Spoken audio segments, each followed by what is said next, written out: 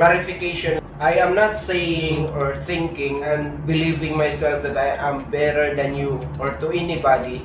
No, hindi po ganun. But please try to consider this.